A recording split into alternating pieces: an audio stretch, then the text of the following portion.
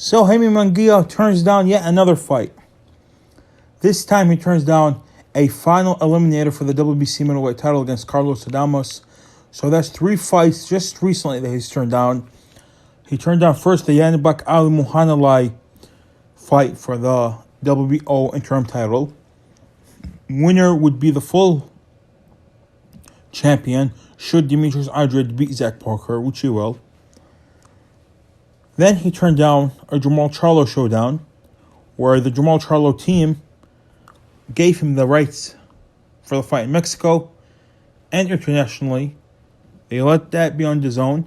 They just want to showcase the fight on Showtime, regular Showtime, inside the United States, where then the reply from Team Munguia was, no, let's do a joint pay-per-view show between DAZN and Showtime, which it's not possible because the fight is not big enough to do a joint pay-per-view. And then after that, just recently, he just turned down the Carlos Adames final eliminator for the WBC. So even if Jamal Charlo doesn't move up or anything, he does not want any piece of the WBC. So right now, he's turned down the Yanibek Ali Muhanalai fight, a direct shot at the WBO. He's turned down a direct shot at the WBC through Jamal Charlo. And he's turned down the eliminator for the WBC against Carlos Adames.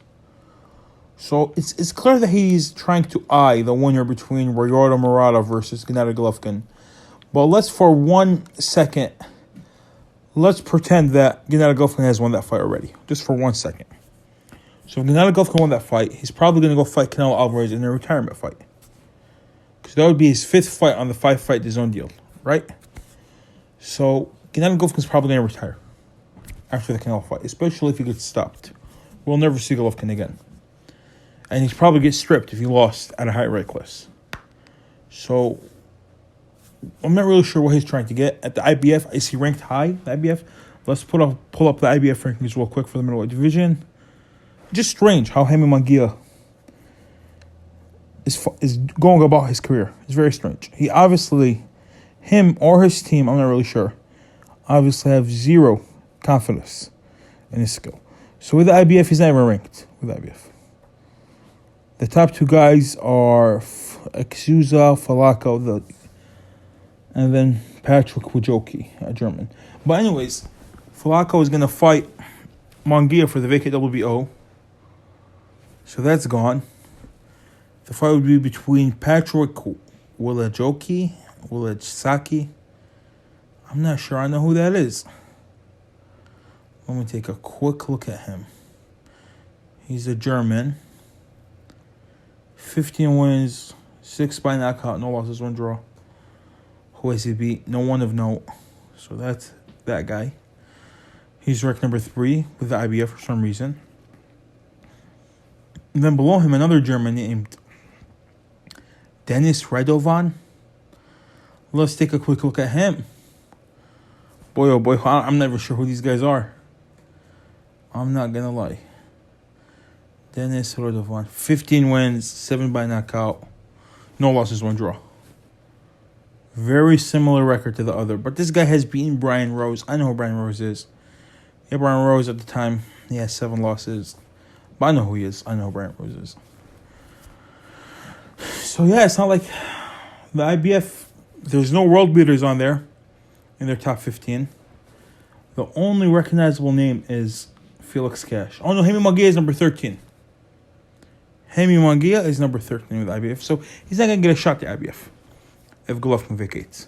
So his routes to a title, he's declined them all. He's not a superstar. He's not a Canelo. He's not Floyd Mayweather. He's not Manny Pacquiao. He's not even Amir Khan. He's not that level where he can fight non-title fights and make his money. No YouTuber is going to want to fight him, like how Floyd Mayweather fought Logan Paul. So what is he trying to do? I have no idea. Zero idea. Maybe he doesn't care. Maybe he just wants to fight. Maybe the guy likes sparring. He did defeat Demetrius Bellard by 3rd round knockout, but he looked poor in that fight. And I'm not so sure he can make 160 for a long time. He's had 5 fights at 160. He's a big dude, a really big dude. He should be looking already to move up. He should be. He should have already won a title at middleweight. And now a lot of people are going to be like, yes, Sadiq, well, he wanted to fight Gennady Golovkin back in 2018 when he wasn't even a champion before he even fought Saddam Ali. So how does that mean now he's ducking these guys? Well, Gennady Golovkin in 2018 was more dangerous than Charlo or Yanibek Ali Muhammad. Yeah, but there was the time he never won a championship. He didn't have a DAZN deal. He wasn't this big name. He's a bigger name now. I'm not saying he's a superstar, but he obviously carries, his name carries some type of weight.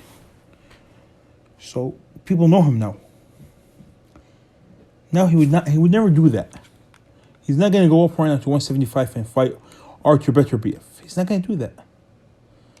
Maybe he's saving his O for a potential Canelo fight, but I'm telling you right now, Canelo's not going to fight him. He's not. He's not going to give Golden Boy a payday because he clearly cares about that. Demetrius Andrade is a matchroom fighter, and he's yet willing to give him a payday.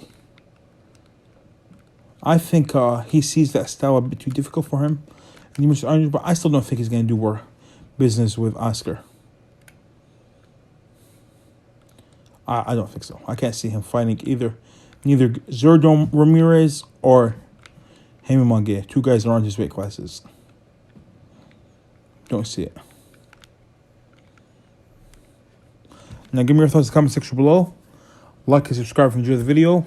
And who do you guys think Jaime Munguia is going to fight next? If he's going to fight anyone meaningful at all.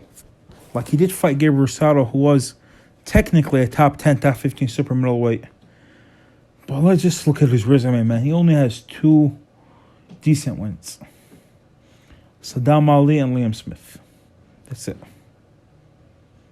Nothing else. All subpar. He has 0 wins against an A-level fighter. You can argue that he has 3 wins against B-level fighters, but that's about it. That's about it. Now, give me your thoughts in the comment section below. As I already said, like and subscribe. And Sadiq Boxing out.